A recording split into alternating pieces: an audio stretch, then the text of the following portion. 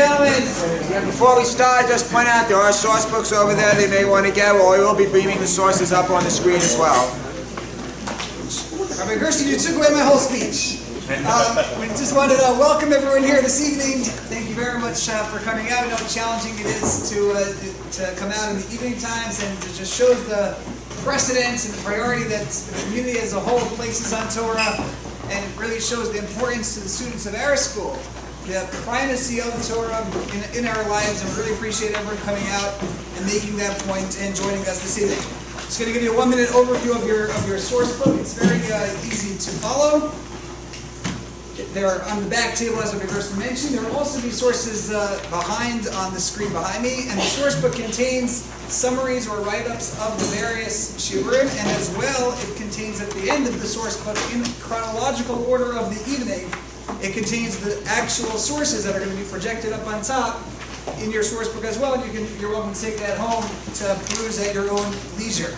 As well, please make sure to note at the beginning the various learning that the members of the high school students are involved with, and as well, please notice at the end of the source book our special thank yous and our sponsors of our Masmidim program, which we thank everyone for sponsoring that as well. Of course, the Masmidim program is the program which our students dedicate time outside of their own already busy dual curriculum schedule and learn an extra 2.5 hours a week, and the sponsorship of that goes to fund incentives to encourage such learning. Thank you very much, everyone, for being here, and please do not clap for the duration of the evening.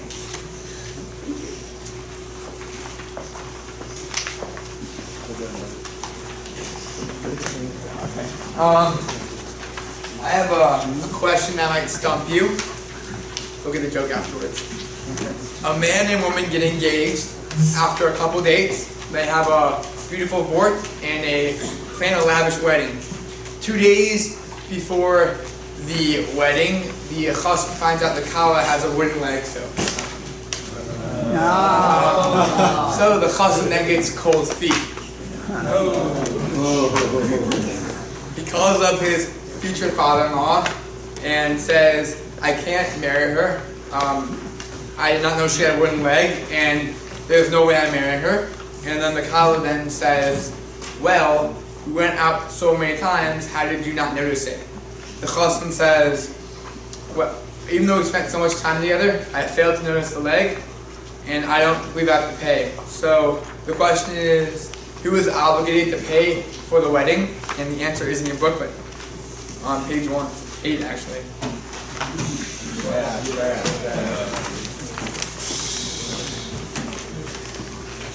Good evening, everyone. Before I begin, I'd like to thank everybody for joining us tonight on the celebration of Torah learning. I'd also like to thank Rabbi Males, who took time out of his busy schedule to help me prepare for this evening. There are very few, if any, of our presidents who are as revered or as famous as Abraham Lincoln.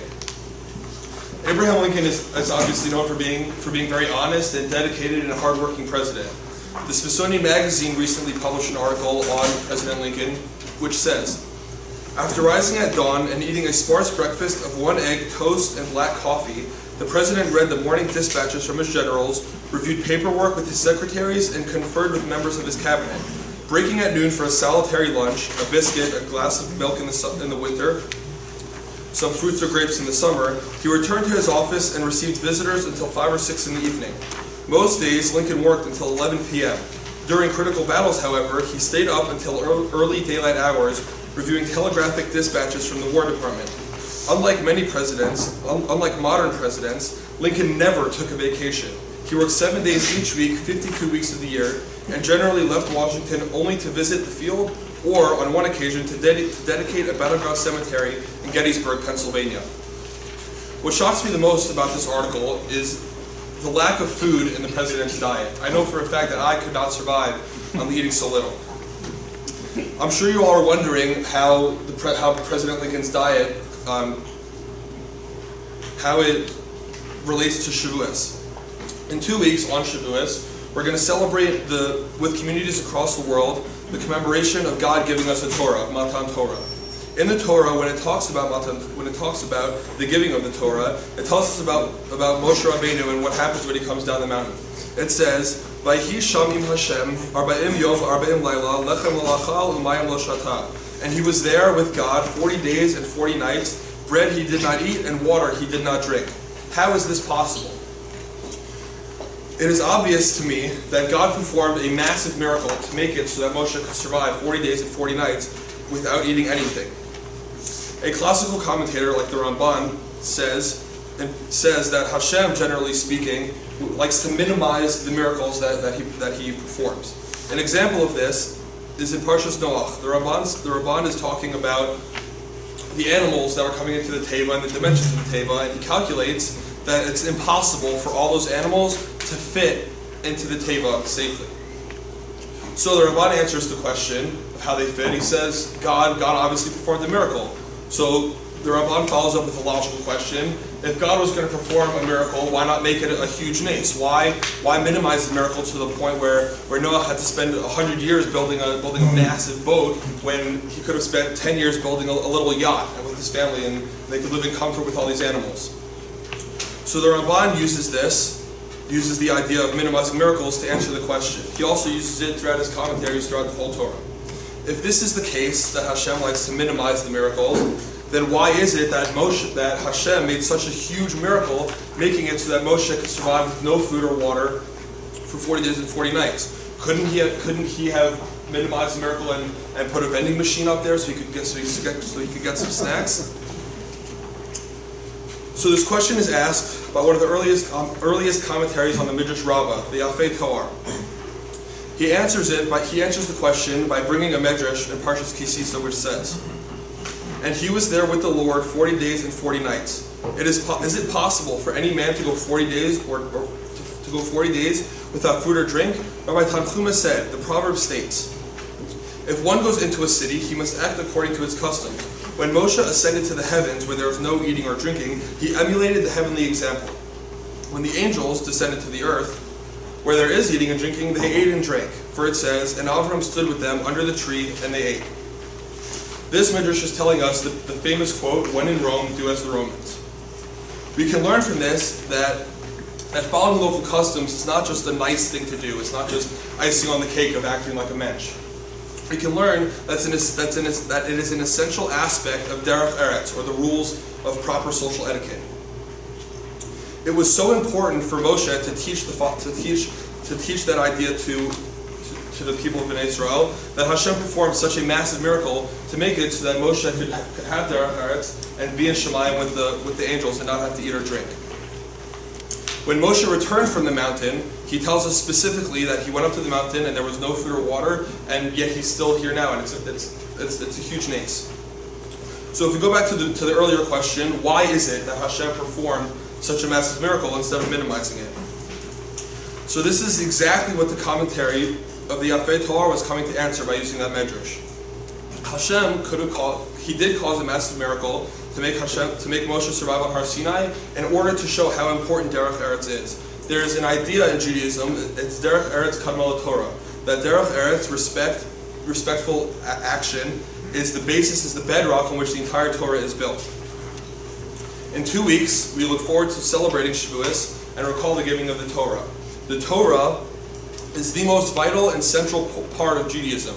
We base our entire religion off of the Torah. And yet still we go on from that and we say that derech eretz kadma Torah, respectful behavior, is not just a nicety to society. It's essential. Let's not forget just how important it is to conduct ourselves with respect and proper etiquette with whoever we are dealing with. This is an absolute prerequisite to living our lives in accordance with the Torah and as proper Jews. I wish you all a good night and hope you and your families enjoy a wonderful Yom Tov. Chag Sameach.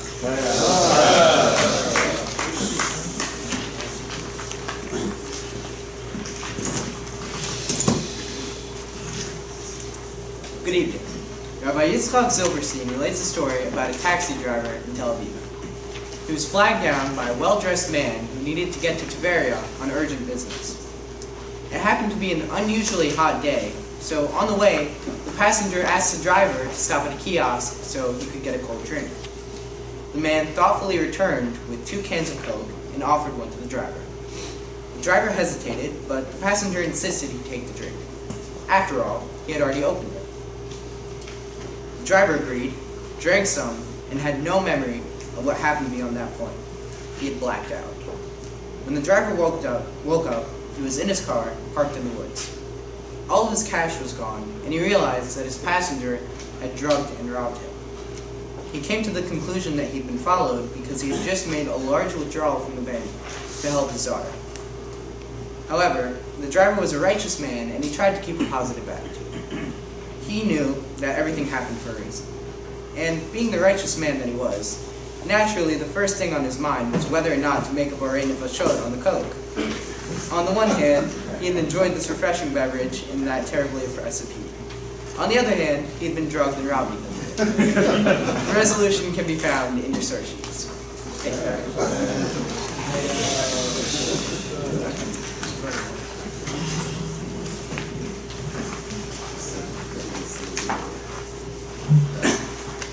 Okay, so this year we've been learning Mesechus about Messiah, and in the second parak, the Gemara discusses a famous machlokas, a famous argument between Rava and Abaye, about a case known as Yehush Lo Midas. So the basic case is, I find something on the road, and the original owner doesn't realize yet that he lost this object, and obviously when he realizes that he lost the object, he will give up on finding it. But the question is that object that you find considered hefker, considered ownerless, and everybody could pick it up and keep it for yourself? Or no, since the guy, the original owner, has not yet given up on it, it's still considered as if it belongs to the original owner, and you're chayav in Hashavas Aveda, right? You're chayav to return that object to him. So, the way we explain this machlokas between Rava and Abaye, first of all, Rava says, Yehush Lo Midas Havi Yesh. But Rava holds that it is considered ownerless, because later he's going to give up on it, and therefore you keep it for yourself.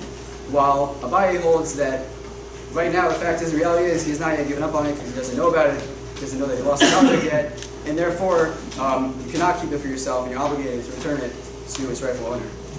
So the way we explain this machlokas is that it's really a question of, can we apply later knowledge now, right? There's going to be a later knowledge that the original owner is going to give up on finding it, so can we apply that now when you're standing there and you see this object on the road? Can you apply that now and go ahead and keep that object? So the Gemara goes through different proofs for each side, and one of which is on Daf Chaf Beis Amud Aleph, and it's Tosefta and Truma.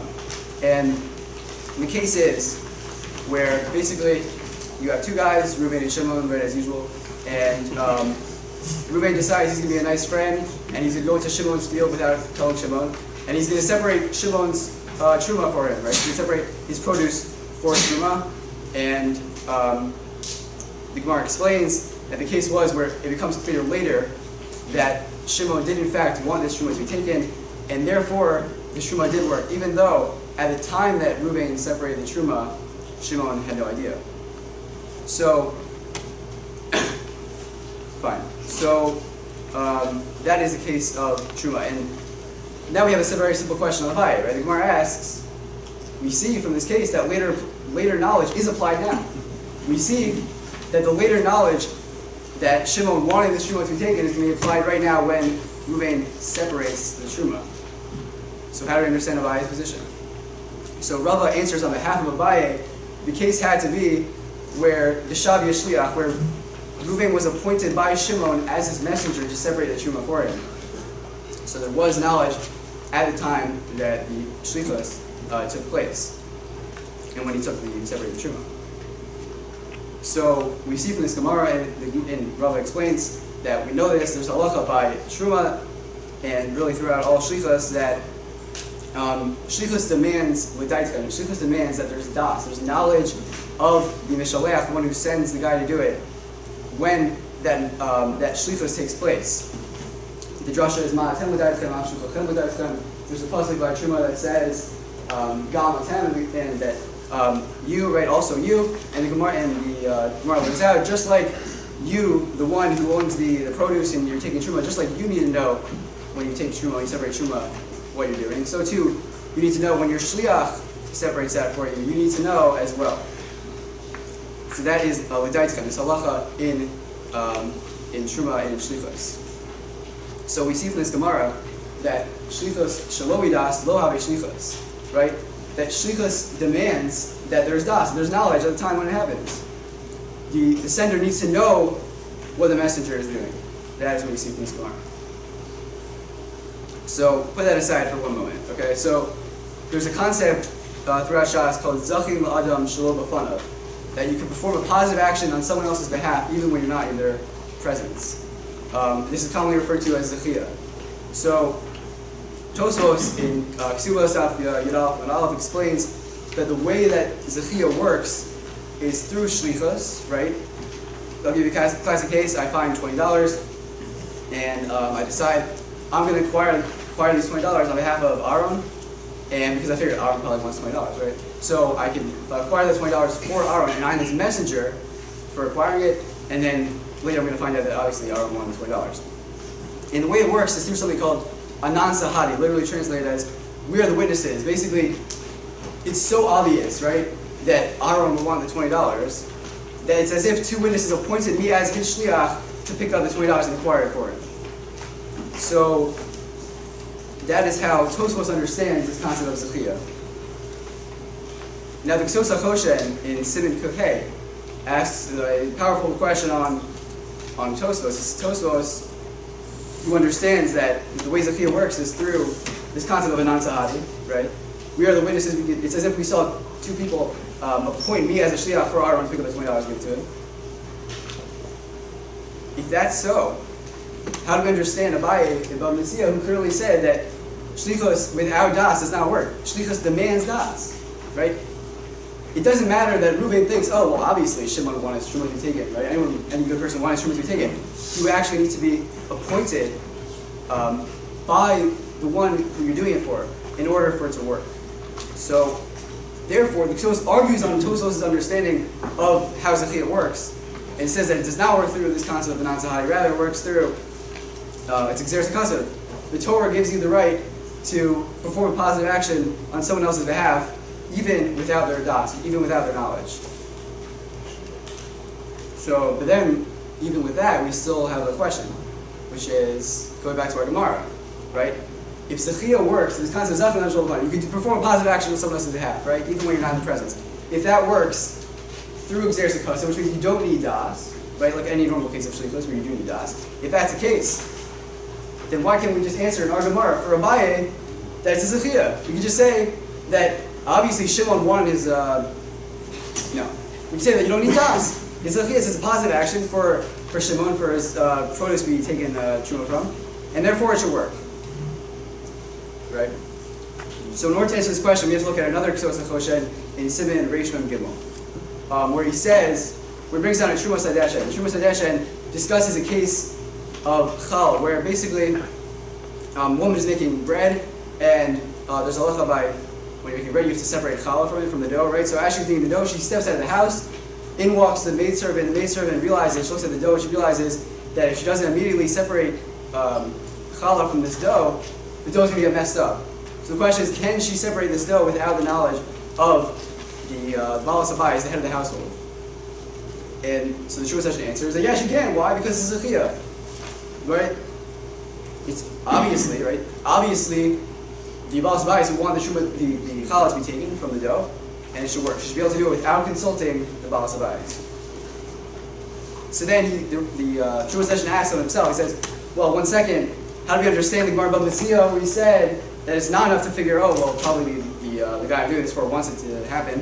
You need to literally be appointed, right, to do it. You need das, right? And he answered that you can make a distinction between the case of challah and the case of truma and Bava Metzia that we started with. So what's the distinction? In the case of challah, you know definitively that the Baal Sabayis would want the challah to be taken, right? There's no possible reason why she would not want to be taken. However, in the case of truma that we mentioned from the beginning, in the case of Bava Metzia, there is some level of subjectivity in terms of truma, like from which types of fruits should you take? The best fruits, the Beinoni's, the middle, right? How much should you take? Because of that subjectivity, there's really a suffix. There's not real clear das, and you can't really say there's das in that case. So that's the distinction of the Shumas Hadeshen. So the Ksos HaChoshen argues on the Truma Sadeshin based on the following Rajba.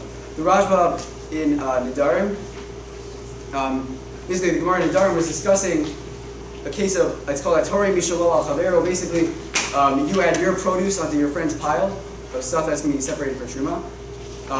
The stuff it's called Tevel, because it hasn't yet been separated Truma from. And you say, so you're going to be a nice guy, you go to your friend, you add your stuff onto that pile, you separate your stuff from this pile, and then that makes everything else no longer Tevel.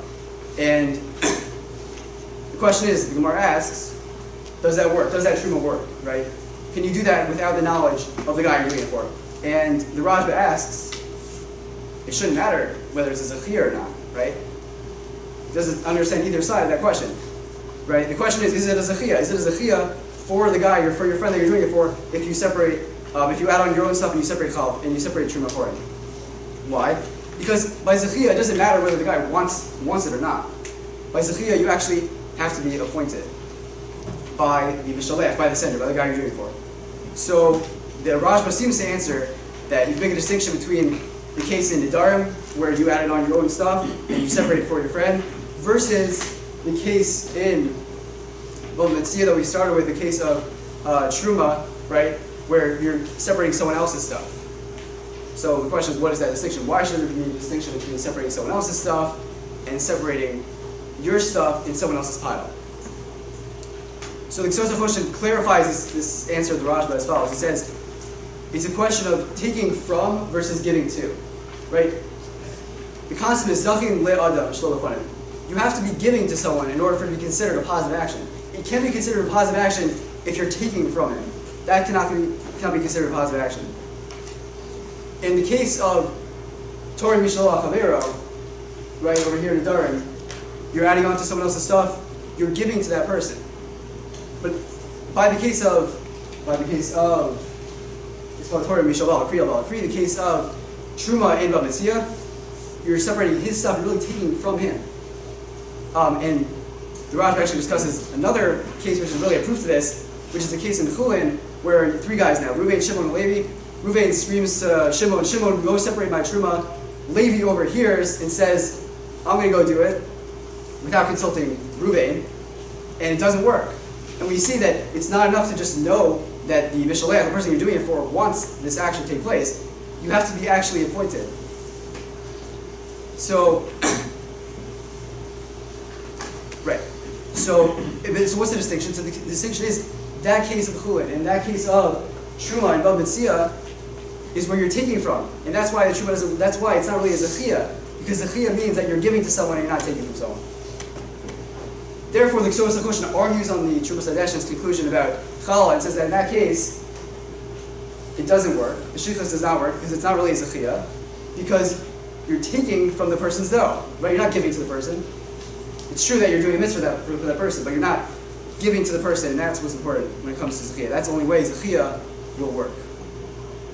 So, based on the CYHSB, we now understand three things. We understand, number one, that the CYHSB is actually consistent with his view from the first one to the second one. The first piece from the CYHSB, right, where he argued on Tosfos and explained that Zechia does not work through this concept of Anan Sahadi. Rather, it works because it's Xeris Akasa. The Torah just says you can perform positive actions on behalf of others even without a das. Because you can only make this distinction between giving to and taking from if you hold that Zechia does not work through Anan Sahadi. Because if you say that Zechia works through Anan Sahadi, then you're his shliach, right? In the case of Truma, Reuven is Shimon's shliach. It shouldn't matter if he's taking from him or giving to him, right? He's doing what his shliach wants him to do.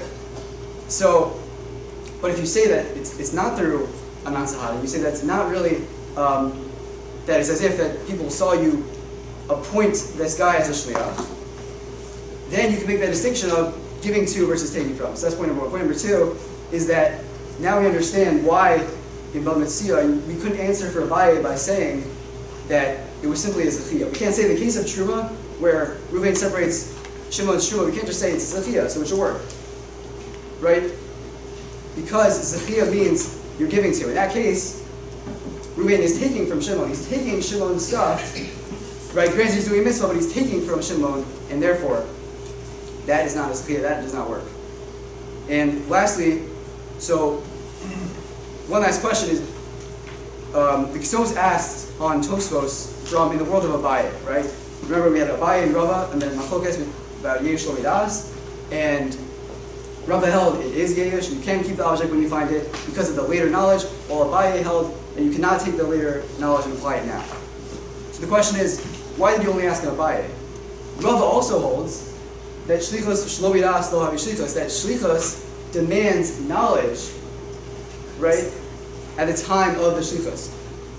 So the answer is, and the Tabas HaChoshen actually says it explicitly, he says, "V'zechiyah lo ba'inan hagen d'ladaytchem." When it comes to Zechiyah, which we now understand as, right, in Ksos' world, as being exeres hakasav and not being through this concept of a non-sahadi, we don't need this halacha of l'daytchem that there has to be knowledge at the time of the Shlichos. Rak michusa didei ba'inan. It just has to be that you're going to be doing a positive action for him. It just has to be that the guy who you're doing it for wants it to take place. And therefore, Ksos only asks this question on Abaye, who holds that later knowledge cannot be applied now, and not on Rava, who holds that later knowledge can be applied now. Right? Because Zechiyah would make sense for Tosfos, who holds that Zechiyah works to a non-sahadi if you say that later knowledge can be taken into account now. Because then, you could just say, for in Rava's world, that, right, the case of $20 with Aram, you could just say that later, afterwards, when I asked Aram, did you want me to take that $20 from you? He's going to say yes. So that's why Ksos HaChoshen only asks in the world of Abaye and not in the world of Rava. Thank you.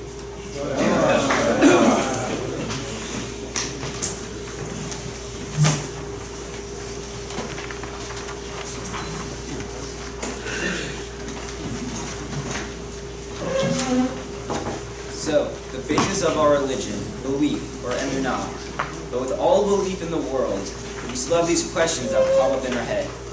For example, why does one have a bad day? Why is this man more wealthy than I, even though I do more mitzvot than him? Well, during our short period of time with y'all, I'd like to try and answer some of these meaningful questions. The answer is to believe that everything that happens to us is all part of God's master plan, to make the whole world a better place. Both good events and bad events are part of a composite which shapes and molds who we are and who we become. Each event that colors our lives propels us forward to our next stage of development. Although it might stink that bad things have to happen to you, if you wake up every day with the mindset that everything that happens to you, even if it was perceived as bad, is actually the next step in our personal growth. When we will achieve a better way of life, because instead of viewing adversity as impediment, we will view it as an opportunity. We should be blessed to have opportunities that we perceive as only good, and be blessed with the strength of faith to rise above any bumps in our road. Thank you, and enjoy the rest of the night.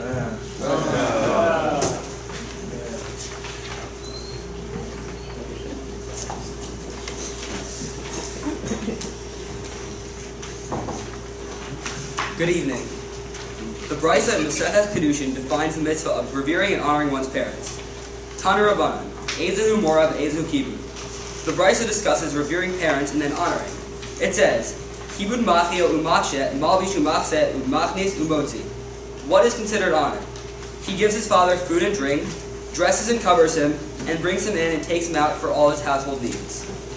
We learn from this Brisa how one would honor his parents. The common denominator for all of these ways of honoring parents is benefit. So, what would be the halacha in a case where there is no benefit for your parents?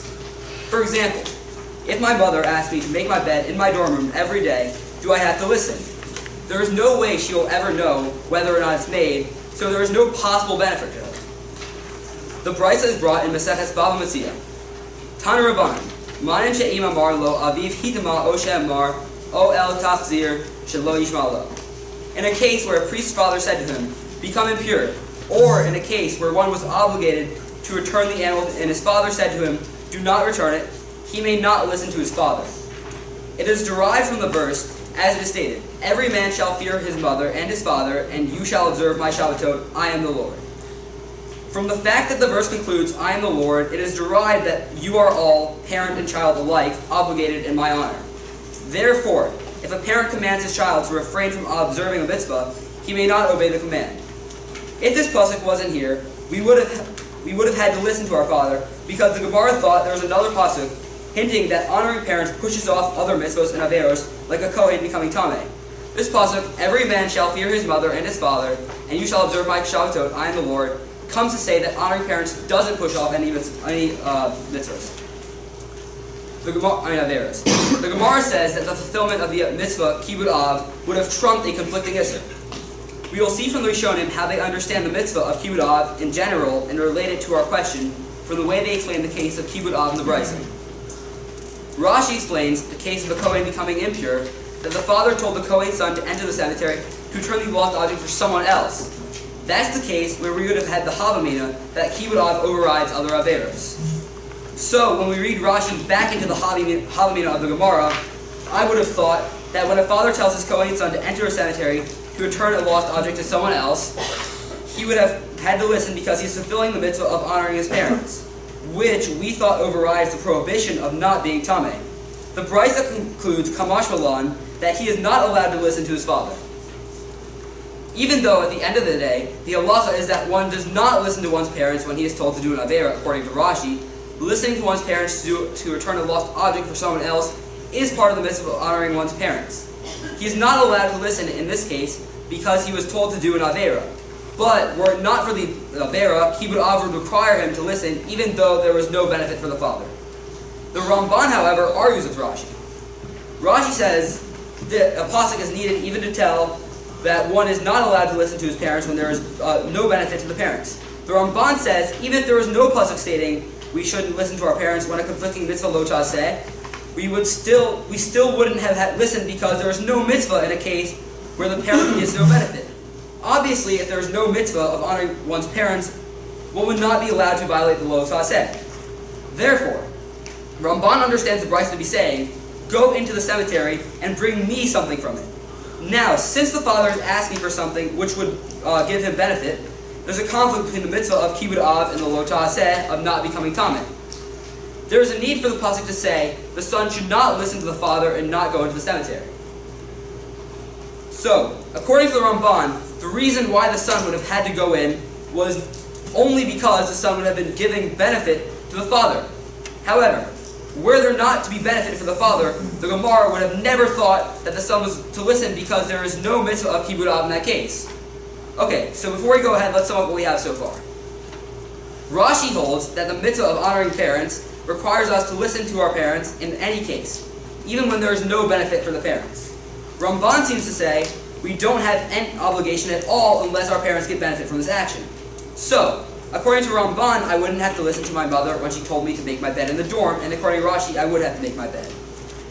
Let's go a little bit deeper. The Gemara suggests that a possible reason why we would have to listen to the Kohen's would have thought the Kohen's son had to listen to his father and go into the cemetery was because of the rule Asa docha lo taseh. Meaning, when there is a conflict between positive and negative mitzvahs, one does the positive mitzvah. Obviously, there are some exceptions to the rule. For example, a positive mitzvah derabanan doesn't trump a mitzvah deraisa. So, you wouldn't listen to the rabbis when there's a conflicting mitzvah deraisa. What about the following idea?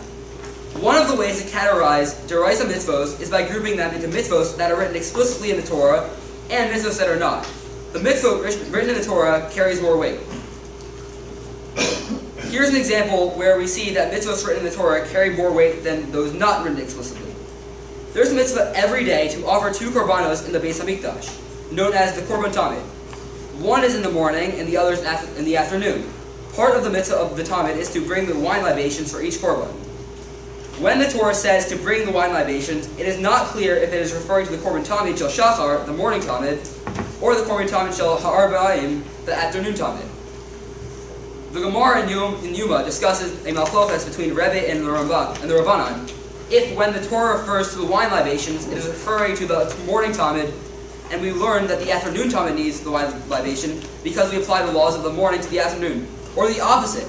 the pasuk is referring to the afternoon tamid, and we learned that the morning tamid also needs the wine because we apply the laws of afternoon to the morning, and just like the afternoon, the tamid needs wine. It is also in the morning. It also needs it in the morning. If Torah requires wine libations for both morning and afternoon korbanos, why does it matter which the korban the Torah is referring to when it says to bring the nisfei hayayim, the wine libations? Regardless of which one is explicit, the kohanim still must bring the wine libations for both korbanos, the morning and the afternoon. It seems that the machloket has no practical implication and it is only academic. Tosfos answers that it makes a difference in a case that the kohanim only have access to enough for one korban, either the morning tamid or the afternoon. The one who holds the morning is explicit holds they bring the wine in the morning, and the one who holds the afternoon is explicit holds that they wait until the afternoon and bring the wine then. We see that a mitzvah written explicitly carries more weight than a mitzvah not written explicitly. Perhaps the same applies to asa docha lo taseh. The time a positive commandment can override a negative commandment is when the positive commandment is written explicitly in the Torah. When it is not written explicitly in the Torah, it does not have the ability to override a negative commandment. When the Ramban argues with Rashi and says that there is no mitzvah of honoring one's parents when the act does not benefit them, Ramban does not say there is no mitzvah at all. Rather, he says, the ein bo aseh klal din chen lo ta'aseh, meaning there is no mitzvah to push off the lo ta'aseh, the avera of becoming tameh. In other words, the Rashi's case of kibbud av is not strong enough for the Gemara to suggest that it overrides lo ta'aseh. The Ramban really sounds like he holds that there is a mitzvah to honor one's parents even when they are not receiving benefit. But the mitzvah is not the primary mitzvah of kibbud av, rather a secondary mitzvah. In other words, God wants you to listen to your parents even though they do not receive benefit from it. The Ramban is just saying the Gemara only could have entertained the possibility of a havamina in the primary kibbud av, meaning kibbud av which benefits the parents. Rashi and Ramban both agree there is a mitzvah deraisa to listen even when there is no benefit. They only argue whether there is a primary or secondary mitzvah, resulting in how to understand the havamina of the Gemara. So, to recap, if my parents asked me to make my bed, Rashi and Ramban both agreed that I would have a mitzvah deraisa to listen. The only question is the weight of the mitzvah. In the following case, however, is a practical nafkamina. If one's parents are not married and they both ask the son to do something for them, the halacha is the son can choose whichever parent to help first and then can help the other one. What would be it, for example, if the father asks something that benefits him and the mother asks something that doesn't benefit her? Does the son have an obligation to help the father first because he needs something that benefits him, while the mother asks something that does not benefit her?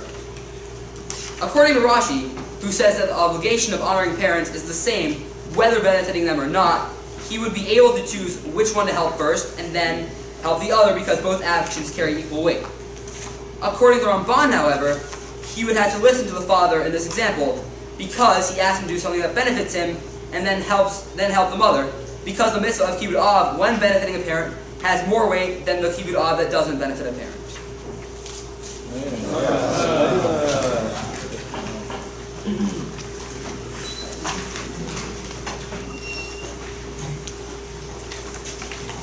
Good evening. A family in England donated a new Torah along with the new Torah cover. The Gabbai checked the Torah and realized while the new Torah was kosher, the old Sefer Torah was much nicer. The Gabbai insisted that the shul just use the older Torah, the more beautiful Torah, in order to beautify the mitzvah. The family reasonably requested that their new Sefer Torah at least be used occasionally. The Gabbai refused and continued to use the old Torah. One of the family members came up with a clever plot to get their Sefer Torah utilized in the shul. Under cover of darkness, he sneaks into the Aron Kodesh and he switches the covers of the Sefer Torah, placing the new cover on the old Torah and the old cover on the new Torah. The next morning, his plan succeeds, as they take out the Torah with the old cover on it. However, upon uncovering the Sefer Torah, the Gabbai realizes that subterfuge.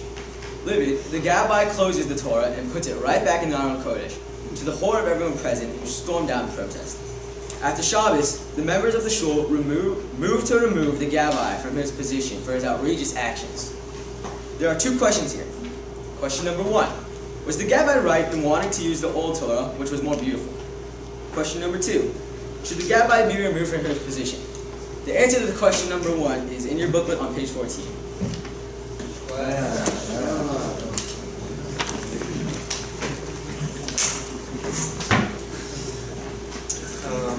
Good evening, everyone. Thank you for coming. Over the past couple months, Rabbi Zugi and I have been learning Masechtas Megillah. It's been a great experience. Hopefully, in the coming weeks, we're going to be having a siyum, so all of you guys are invited to that. I want to take the time to thank Rabbi Zugi for taking time out of his schedule to learn with me and set this up tonight. So, let's get on into it. You're going to have to bear with me with my Hebrew reading here. But the Gemara in Daf Zayin Alvet says, Amar Rava Mechayav Inosh Lebesume B'Furaya Ad Lo Yada Ben Or Haman Levarach Mordechai. So Rava says that a person is obligated to drink on Purim until he doesn't know the difference between cursed is Haman and blessed is Mordechai. So, and then the Gemara tells a story. Rabba and Rav Zera Avdu Suda Purim B'Hadei Adadei. So Rabba and Rav Zera had a Purim Suda together, Ivsum, and they got drunk. Come Rabba, Shechatei L'Rav Zera, and Rabba got up and he slaughtered Rav Zera. He killed him. L'machar Bai Rachamei Va'ache. The next day, Rabba asked for mercy, and Rav Zera came back to life. Mashana Amar Le, Nesimar V'Na'avei Suda Purim B'Hadei Adadei. Rabba came back to him the next year and he said, Rav Zera, let's have a Suda Purim together. Amar Le, Lo B'chol Sha'ata V'Shata Midrachesh Nisa. Rav Zera said back to him, it's not every time that miracle like me coming back to life is going to happen. I don't really know if this is the best idea. Right, so there are a couple of questions on this Gemara. One, how much do we have to drink on Purim? And, do we really have to get drunk until we don't know the difference between cursed is Haman and blessed is Mordechai? That seems like a lot. Two, what do we learn from this story? And why would the Gemara quote this story after saying the opinion of Rabbah? So the Rishonim actually discuss this, so let's get into some of their opinions. Rashi says, what is Lebesume? Lebesume is Lishtaker Bayayin, that you should get drunk off wine until you really don't know the difference between cursed is Haman and blessed is Mordechai. And you see this in the story, it's proven in the story. Rabbah tells Rav Zera, let's have a Suda, and they got drunk. And then the next year he comes to him again, he says, we got to do this, we got to get drunk together. That's one side of the spectrum. On the other side, we have Rabbeinu Ephraim, who says, Melhu Uvda Dekam Rabba V'Shachtei L'Rav Zera Idchi Le Memra De Rabba V'Lo Shafir Dami L'Me'avad Hachi. That from the story of Rabba killing Rav Zera, we can push aside the opinion of Rabba that you have to drink until you don't know the difference between the two. Because you see in the story how bad drinking is. He says, Rabbeinu Ephraim says, you shouldn't drink. Look what it did. Rabba killed Rav Zera. And Rav Zera says, at the end of the story, he says, maybe this isn't such a good idea to have another Suda. So that's the other end of the spectrum. The Rambam is kind of in the middle. He says, V'shotei yayin ad she'yishtaker v'yiradem v'shichruto. That you should drink wine until you get drunk and fall asleep. So you have Rashi at one end of the spectrum, that you should drink until you don't know the difference between cursed is Haman and blessed is Mordechai. You have Rabbeinu Ephraim, who says that you shouldn't drink at all. And then you have the Rambam kind of in the middle, you should drink until you get drunk and fall asleep.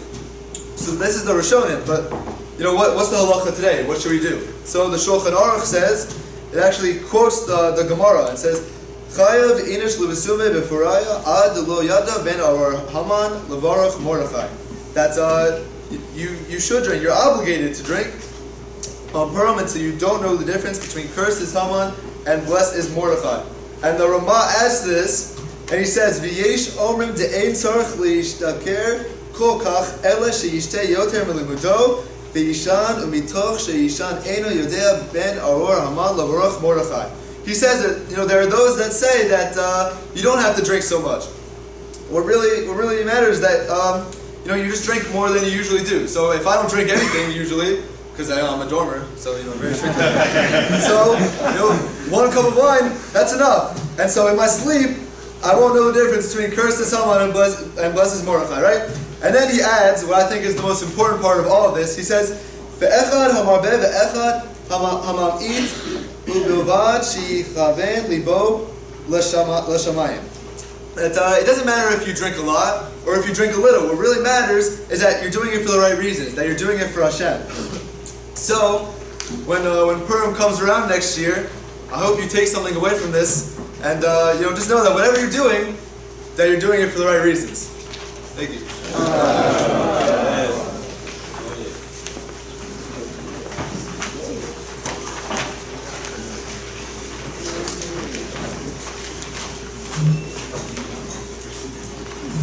Good evening, everybody. I'd like to thank you all for coming. So this year, myself and 3 of my fellow classmates, like to think of me and Ephraim and Saul leaders, took part in the Live of the Year program and joined the Imara of the Memphis Community. So tonight we're going to do a siyum on finishing the Memphis. So in honor of the siyum, I'm going to do hopefully a short here on the Imara. So there's a common misconception among students that Moed is like any other day, right? You can use your phone, you can watch TV, you can use your car. So people just kind of think of it as a normal day, and they forget the Moed part. The reality is that a Moed is like a small yoke, right? And there are many halachas on small yoke that apply on Moed. Right? Not all of them. So, Moed is like a Moed Kattan, right? And it has some of the halachas you don't know. You don't know, so to speak, is Moed Kattan. So the fact that Moed Kattan deals with the halachas of Moed. So, the beginning of the chapter opens with the following stuff. Not in this appropriate, and not in this appropriate, the whole Moed. But first is in order to take the hit of feel and Moed. Lord is me, but Torah is going to him.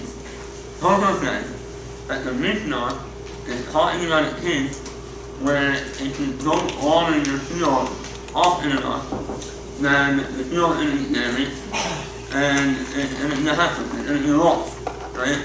So the rabbi permit you to water in the field, right? Now if there would be no loss for watering the field, that since there's an extra melacha upon Moed, then you wouldn't be allowed to water your field. But since there's a accident, a loss in this case, you're allowed to water the field. Because the rabbi, in the case of a accident, permitted us to use the melacha on Moed. Right. Now, this seems to mean that the extra melacha on Moed is an extra melacha. If you want to say it's an extra melacha, it would be very strange to say that the rabbis are not here to do on the melacha when there's a accident, if it's no accident. You don't usually try that, right? Fine. Now, the question is, what is in fact the halachic status of the extra melacha on Moed? Is it a directional or is it a derechon? But Tosfos brings out a Gemara in Chakira on the touch on the eye. And the Gemara brings a Chachot and it brings a line. The Chachot says, fish is not an awful matter, so fish is an matter, but we don't see at Terach HaShem Echa. And on the second day, it will be a holiday to the Shem. And the Gemara weighs the Chachot and it makes a hektish between the Shishi, the first day, and Shvi, the second day. Right? The Gemara says that just like the second day, it's an extra melacha. So here, on the first 6 days, it's also an extra melacha. Right, that's one chapter. The Gemara also brings another chapter. The Gemara says that you might think that the second day, the first 6 days, are like the second day, and that is an extra melacha. So the Chachot instead of half-speaking, the Chachot adds an extra hay to teach us that the second day is separate from the first day, and it's more special, and that it's insofar as it's an extra melacha, right? So we have a tension between the two doctrines. So the Gemara resolves a tension between the two doctrines and says like this. The doctrine that says the second day is unique and it has an extra melacha, that's saying that the second day has a full extra melacha, right? And it's also that says the 6 days, the first 6 days are similar to the second day. That means that there's a partial equinoctial, meaning that on Halloween, some things are offered and some things are not, right? But now, how do we know what offered and what things are offered and what things are not on Halloween? So the Gemara says that it's a low mocha offer that the Torah is used over the mitzvah to the rabbi to decide what the Torah, and I'll explain that in a minute. And it's up to the rabbi to decide what offer and what are on Halloween. Good. So now we have proof from the Torah that the issue of Malacha and Halloween is Doraisa. It's not so simple. There are many Rishonim, and seemingly the Rambam holds this position, that really the issue of Malacha and Halloween is ignorant, and the siyum that the Lord brings, the Prophet, the Lord brings is just an asmachta. It's a hint to the law that Allah is going to make in the future. One that's not a non-Jew, he's not someone else. There's also a big question on this opinion, because the Lord said the Lord Mocha also coming, so that doesn't really fit the fact, and it's not also not what we're going to get into. Fine. So now I went back to the other pizza, which seems to be what Rashi or and seemingly close enough to our tomorrow, that really the issue of Malacha on Halloween is ignorant, and it's based on the siyum. And how did Allah be the master? It was no Malacha right? We're like this in Lord said, that it was up to Allah to decide what the details of the Malacha are, right? So what does this mean? So bring an example to help us understand what this concept is. Right? So the fool had beautiful corn, filled with honey guys, and so that Owen said the heaven fool goes to that and he says, look, we need a perfume. Lord needs to have a perfume, right? I don't know what kind of perfume should be. You have to figure out what kind of perfume it needs, but I'm saying that it needs to be a perfume. Fine. When I decided perfume it needs at 12 o'clock, right? So, is this perfume or rule that I should in? A perfume or rule that I owe, right? So when I set the perfume, it's not really a rule that I should, it's a rule that I owe, right? And I always said, we're going to have a perfume, right? And I just decided what kind of perfume it's going to be. So it's the same thing over here. The also said, there's going to be some form of an Malacha on Halloween, and the rabbi decided to what extent there's an Malacha on Halloween, right? Now there's a contract with the history of Halloween.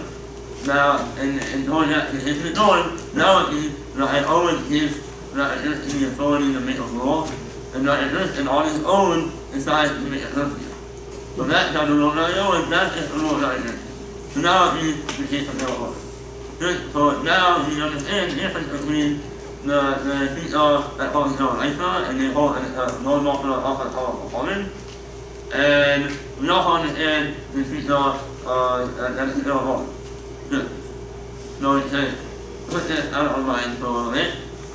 And another important topic that the Prophet Moed Kattan covers is the halachas of an olive, of a moed, right? So one second is the halacha is if an halacha on an olive, an olive not allowed to do work. So the first Mishnah in the second paragraph deals with a particular halacha, and before I read the Mishnah, I'm going to explain something from the Mishnah, right? So it used to be back in the day when they were making olive oil, that they would put the olive in some sort of softening liquid and for a little bit, and then they would take the olive out of the liquid and they put it on the press and cut the olive, and that's coming out the oil, right? Now it happens to be that if you take out the olive from the oil, take out the olive from the softening liquid, and you don't press them, after a certain amount of time, the olives are going to go bad, and you're not going to be able to get the oil. Right. So the Mishnah says the following. Mishnah has a nature of the Elah. So if someone take out, take his olive out of the softening liquid, and the Elah, and then he comes to oil, or the not inside, right? So now he can't touch his olive in the Melacha. The question is, since it's a husband, should he issue out to touch the olive or not, right? So the Mishnah continues, or honest, or if it was an accident, then we can't get that for a second. What does it mean it was an accident? Isn't every case of an auto an accident? Like, and you can't know when something's going to die, so it's an auto of a mirror, it's an honest. So what the Mishnah talking about over here? Oh, so what the Mishnah is talking about is a completely new case, separate from the case of an auto, right? It's talking about the guy takes out his olive before the holiday, before the night, and he could not touch the olive for whatever reason, not had a chance to do it for right now, and I'm annoyed, and now he's not the olive. But and the Mishnah is another similar case, also like his olive. Basically, it's the same case as the case of olive, when the guy walks in touching olive before on for annoyed. Okay. So the Mishnah is not. It says, Toy orange dollar, Ria Alpha It already knows. So you touch the olive one time, and then you read the rest of the word until after the noise. Now, this is a hole that if you touch it one time, so you're only going to be a minimal amount of loss of action, so one time is enough. Or it means that when you touch it once, then there's not going to be any happening, but then there's not going to be no say, there's nothing on there, nothing enough to carry on. The Lucy says that you can touch the olive and put the oil in the barrel and fill up the barrel, right? Basically, Lucy said that you can do the whole block, do the whole thing. Right. Now the Mona asked the question. The Mona said, first off, the oil, the seed moving. The Mishnah opened up with the case of the oil, and then it moved to the case of noise. So essentially, the Mishnah, the Mona question, that the Mishnah, it is the case of an oil, and then it doesn't teach the whole halacha, and then it talks about a completely separate case of noise, right? And it's not referred the halacha is by another. So the one asking, what's the halacha? Are you allowed to touch the olive in the case of an oil, or are you not allowed to do it? So the noise is teaching this. The asking over there, the Mishnah, honor the Mishnah, make it easy. No, from there, Lord on the heart of noise, assuming you may ever. This is to say that the thing that you're allowed to do on noise is also on ever. Meaning to say that on noise, you're allowed to touch the olive, and in the case of another, you're not allowed to touch the olive. But the Rashi said no. The Rashi said, the Rashi on the Moed you're not to say that. No, you may ever, you're one on you, sorry, ever assume the Moed, the answer of the Doraisa, the Moed Torah, right? The Rashi said that, no, you might think that the case of the other, which the answer of the Moed is only the one. So in that case, the rabbi permitting you to do it, you might think that since the answer of the Moed and all noise is an answer of the Doraisa, that you wouldn't be allowed to do it in that case. No, Mr. Said, you're also allowed to do it in that case, right? Now, what I'm saying, what he's saying, we're going to go with the instant shot of the Gemara that the Eshamanoch on whole noise is in fact the Doraisa, and we're going to ignore the shot that the Honon and the Muslim is not. Right. So, basically, what I have to say, that it's all the Honon. Oh, not exactly all the Honon, either. But I have to say that the Mishnah teaches you that even though the Isra Malacha on Moed is no Isra, you're allowed to press Aleph in that case, and how many allowed to do it in the case of an auto, but only if the Malacha is made over one. Right. Now I have a question. According to Rafi's opinion, doesn't make any sense. Right? How could it be that the Isra Malacha, how could it be that it's permitted to touch the olive on Moed when the Isra Malacha is no Isra, when the Isra Malacha, when the Isra Malacha is only running, you're not allowed to touch the olive. You shouldn't touch like you're allowed to. It's permitted in the case of Moed is no Isra, and permitted in the case of an olive is only running. When the Gemara continues, it brings up proof and it says, I have a thing of Yisrael, I think of Yisrael. Enrock Lauren Ha'ofen Ha'ofen Me'amro. These are the things that the community should do on behalf of the other when he's in our neighborhood. Nature Ha'ofen Ha'ofen. So the art and the class, you should touch on them, right? This is the community, and the other people should touch the other shouldn't do themselves. But so now we have my answer to our question, right? The reason the rabbi did not permit one to touch the olive when she's an auto is because he cannot someone else to do it, right? He asked someone else to do it, so there's no reason for him to do it. But the rabbi did not permit them permit an auto to touch the olive.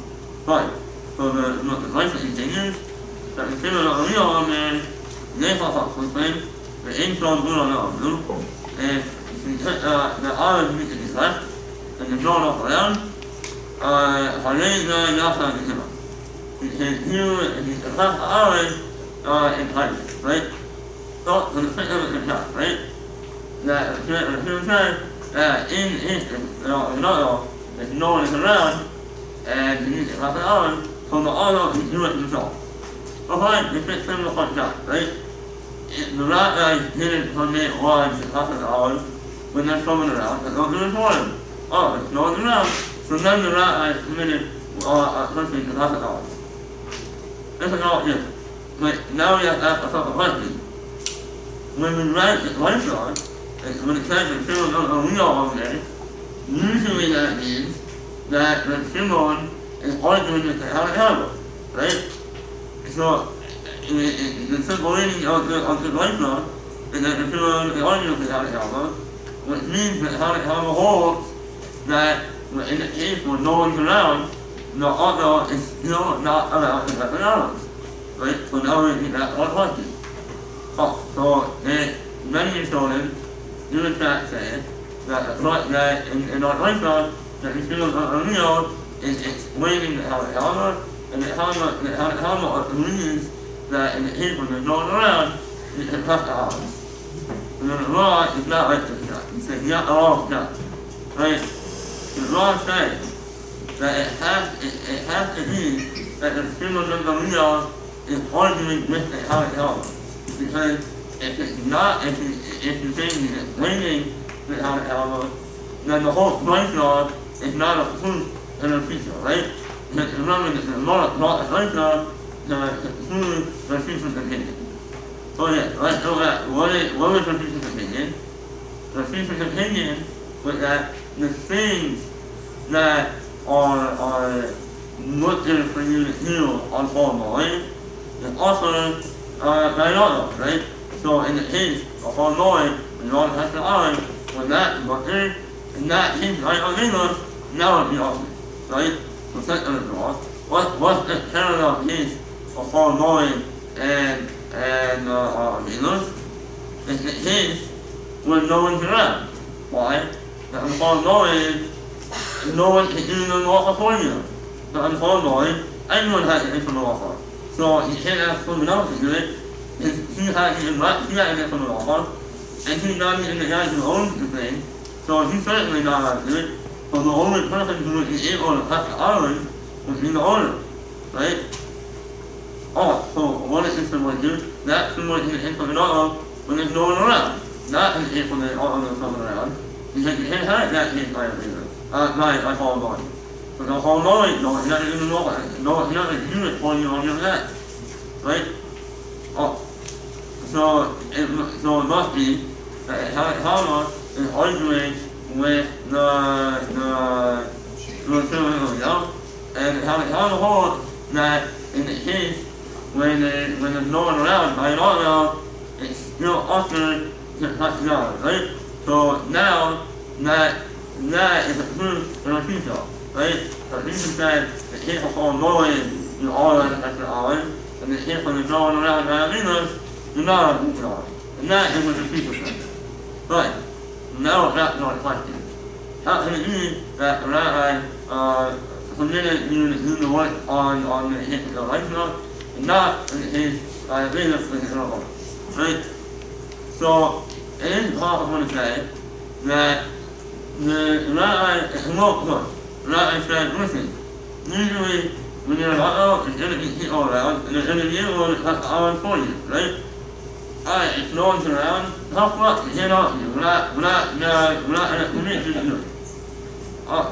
Usually someone else will be able to do it for you. So that's basically what we said before. Now, I would like to offer a different shot, it's a bit more London, right? So let's go back to what we said earlier, right?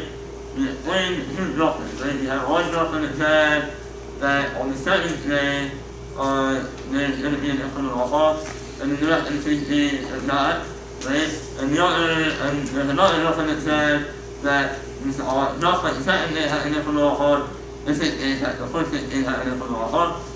So we resolve this question by saying that on the second day, that there's going to be a complete Islam law, right? But on the first 6 days, only some things are going to be offered, right? Meaning, inherent in the Islam law on the 6th day is that there's going to be things that are permitted on the first 6 days, there are going to be things that are permitted for you to do, right? But you see where it's not permitted, right? So on the first 6 days, has to be a lesser Islam law than the second day. Right. So now, what is my question? My question really is that how could it be that in the case of Moed, which is no Raisa, the Hesed, the rock, creates a Hesed for you to do the Malachot, but it doesn't create a Hesed for you to do the Malachot in the case of another, like which is only a little order. That was the question, right? So now it's a simple answer. The answer really is because when the case of Moed, it's not a Hesed. It's no Nazi. It's inherent in the Islam law that it's going to be a case where you're permitted to do the work, right? So when the rabbi said the rabbi they weren't creating a lot here, they were just fulfilling the zero, the drasha, that the first 6 days, the whole Moed has to be a lesser form of an Islam law than the second day. So really, in the case of Hesed, the case of the olive, when you're going to lose the olive, there was not really an Islam law to begin with, right? Because it has to be inherent in order to be hit for permitted. So it's not here, there was nothing offered to begin with. The rabbi is telling you that it's not offered. Right. Now, this is the code in the case of the Rabbanon, when the case of the Rabbanon, the Ayamina is different than the Ayamina. The rabbi created a complete Islam law. They didn't create a partial Islam law, right? They just created an Islam law, right? So now the rabbi has to decide, or he's going to create a Hesed, in the case of another, it's going to Hesed. Or not, right? Oh, so now we have the answer to the question, right? In the case for Moed, there's no not here, and in the case of another, the rabbi is not accused to be out here. So really, the question is not a good question because the whole Moed is not a document, right? So that's the answer. I would like to thank Rabbi Liston and also my classmates who assigned themselves for ending the whole year in texting learning Moed Kattan. I know it's very hard for you guys because basketball and everything. You have to spend a lot of time in learning the Kattan. So thank you very much.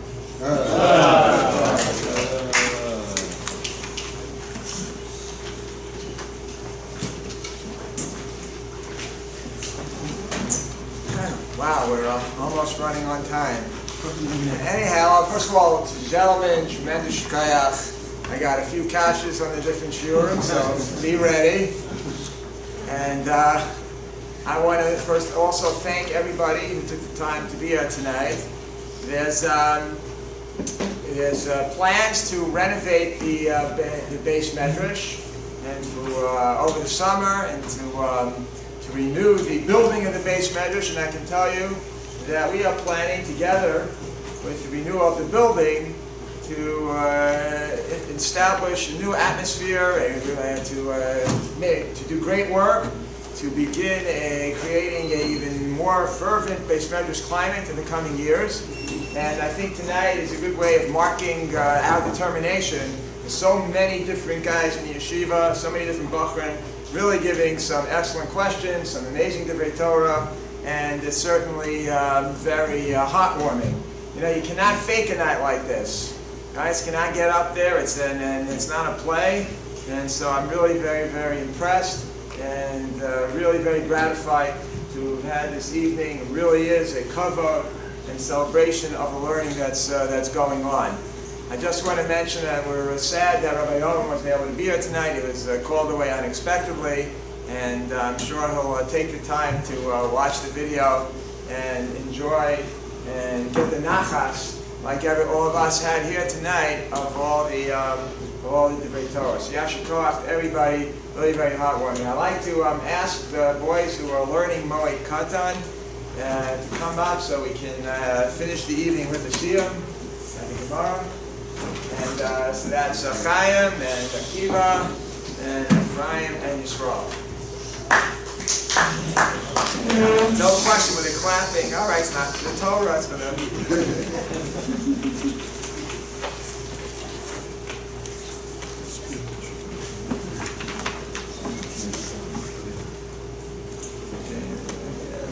I'll be joining in. I also got the opportunity to be making this siyum. Last line. I'm up here. I'm not going to ask you, I'm not around. I'm going to come in the Hemiducha on the house on the head, no, that. I think all the Hammer, even in all the Hammer. And I'm the also the higher, here the kingdom.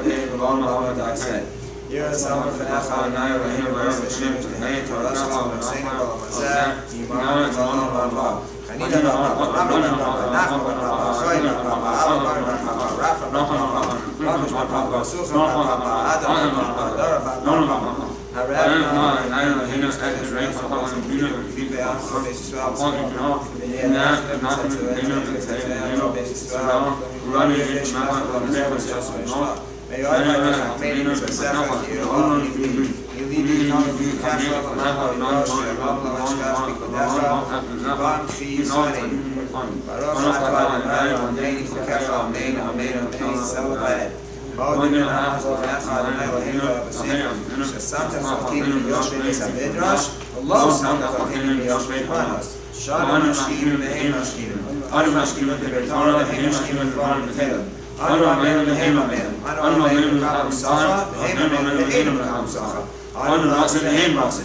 אנו רצים אחרי הרמב"ם והם רצים מן השחר. שנאמר אתה אלוהים תורידם בבית השחר. אנשי אדם ומהמה לא יחצו ימיהם ואני אתך לך.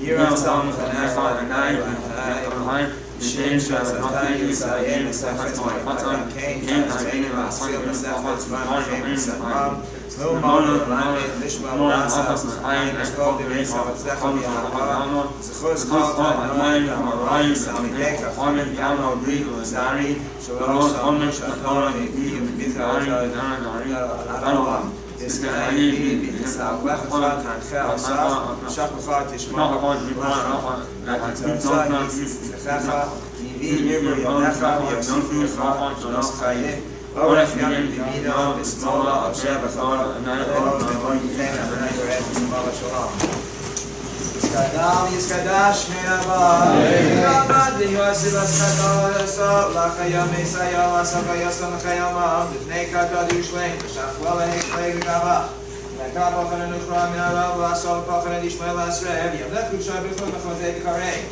בחיי חון וימי חון וחיי כל בישראל בעגו אז נגדים אמן